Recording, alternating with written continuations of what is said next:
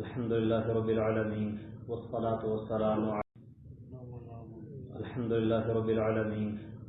والسلام على سید الانبیاء والمرسلین اما بعد۔ صحیح بخاری میں سیدنا عمران بن حسین رضی اللہ عنہ کی روایت ہے، فرماتے ہیں کہ مجھے رسول اللہ صلی اللہ علیہ وسلم نے کہا صلی قائما، کھڑا ہو کے نماز پڑھ، فإن لم تستطع فقاعدا، اور اگر کھڑا ہونے کی طاقت نہیں رکھتا تو پھر بیٹھ کر پڑھ لے۔ فإن لم تستطع، اور اگر بیٹھنے کی بھی ہمت اور طاقت نہیں ہے، فعلی جنب، تو پہلو کے بل ہو کے نماز پڑھ۔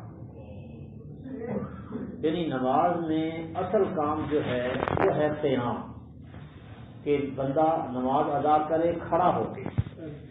بیٹھ کر اگر نماز پڑھے گا بغیر عذر کے تو نبی کریم صلی اللہ علیہ وسلم کا فرمان ہے صلاۃ القاعد علی نصف صلاۃ القائم،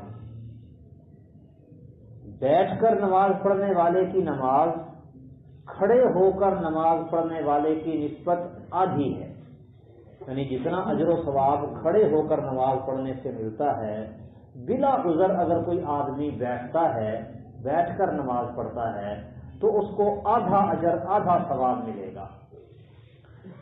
کچھ لوگوں کی عادت ہے کہ وہ نوافل، خاص کر وہ نفل جو نماز کے فرائض اور مؤکدہ سنتوں کے بعد والے ہیں، انہیں بیٹھ کر پڑھتے ہیں۔ اسی طرح وطروں کے بعد والے نفل وہ بھی بیٹھ کر پڑھتے ہیں،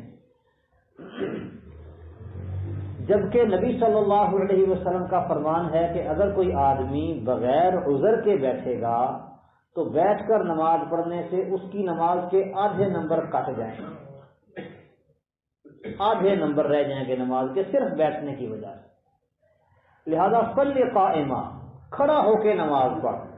یہاں ایک اشکال پیدا ہوتا ہے، صحابہ کرام رضوان اللہ علیہم اجمعین کو بھی یہ اشکال پیدا ہوا کہ رسول اللہ صلی اللہ علیہ وسلم وطروں کے بعد 2 رکعتیں بیٹھ کر پڑھا کرتے تھے۔ پوچھا کہ اے اللہ کے رسول صلی اللہ علیہ وسلم، آپ تو بیٹھ کر نماز پڑھنے سے منع فرماتے ہیں جبکہ خود بیٹھ کر پڑھ رہے ہیں، تو فرمایا کہ مجھے پورا اجر ملتا ہے، میں اس معاملے میں تمہارے جیسا نہیں ہوں۔ یعنی یہ رسول اللہ صلی اللہ علیہ وسلم کا خاصہ ہے، جیسے امت کے لیے 4 سے زائد شادیاں کرنا منع ہے، جبکہ نبی صلی اللہ علیہ وسلم کے نکاح میں بیک وقت 9 ازواج مطہرات رہے ہیں، یہ آپ کا خاصہ ہے۔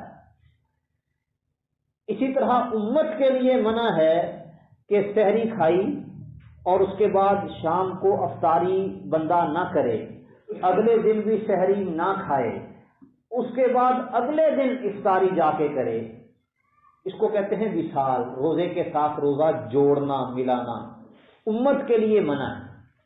لیکن نبی صلی اللہ علیہ وسلم ایسا کیا کرتے تھے، تو صحابہ کرام کہنے لگے وَإِنَّكَ تُوَاصِلُ، آپ بھی تو یہ کام کرتے، جس کام سے آپ ہمیں منع کر رہے ہیں خود وہ کام کرتے ہیں۔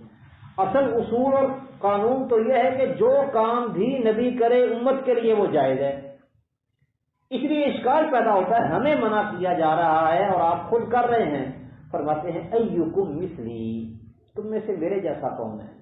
ابیت یطعمنی ربی ویسقینی، میں رات گزارتا ہوں تو رات سوئے ہوئے ہی اللہ میرا کھانا پینا پورا کر دیتا ہے، میں سیر ہو جاتا ہوں، سیراب ہو جاتا ہوں۔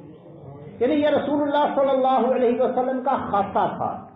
ایسے ہی بیٹھ کر نفل پڑھنا، بیٹھ کر نماز پڑھنا، اس پر عام آدمی اگر کوئی کرے بلا عذر یہ کام تو اس کو ثواب ملے گا آدھا، جبکہ نبی صلی اللہ علیہ وسلم اگر بیٹھ کر نماز پڑھتے تھے تو ان کو اجر پورا دیا جاتا تھا۔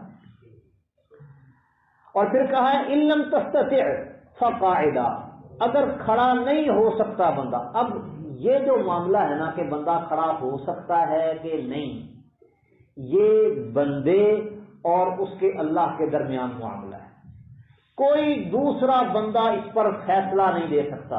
کوئی فتویٰ نہیں لگا سکتا کہ تیرے لیے بیٹھنا جائز ہے کہ ناجائز ہے۔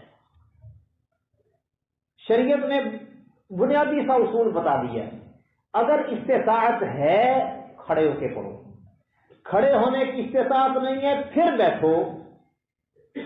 اب یہ انسان نے، بیٹھنے والے نے، جس نے رخصت لینی ہے بیٹھنے کی، اس نے خود فیصلہ کرنا ہے کہ کیا واقعتاً میں کھڑا ہونے کی، کھڑا ہو کر نماز پڑھنے کی استطاعت نہیں رکھتا۔ اگر واقعتاً ایسا ہے کہ وہ کھڑا نہیں ہو سکتا، ٹھیک ہے بیٹھ جائے۔ رسول اللہ صلی اللہ علیہ وسلم بھی رات کی نماز میں ایسا کیا کرتے تھے، کھڑے ہو کر نماز کا آغاز کرتے پھر بیٹھ جاتے، اور جب کوئی تقریباً 10 آیات باقی رہ جاتی آپ کی قرأت میں سے پھر کھڑے ہو جاتے، طویل طویل قیام کیا کرتے تھے۔ اتنا لمبا قیام ہوتا تھا کہ سیدہ عائشہ صدیقہ رضی اللہ تعالی عنہا فرماتی ہیں حتی تورمت قدماہ، کہ رسول اللہ صلی اللہ علیہ وسلم کے پاؤں سوج جاتے تھے، بڑا لمبا لمبا قیام ہوتا۔ تو آپ کھڑے ہو کر نماز کا آغاز کرتے پھر بیٹھ جاتے، 10 آیات رہ جاتی تو پھر کھڑے ہو جاتے، پھر کھڑے ہو کر رکوع کرتے، اس کے بعد سجدہ کرتے۔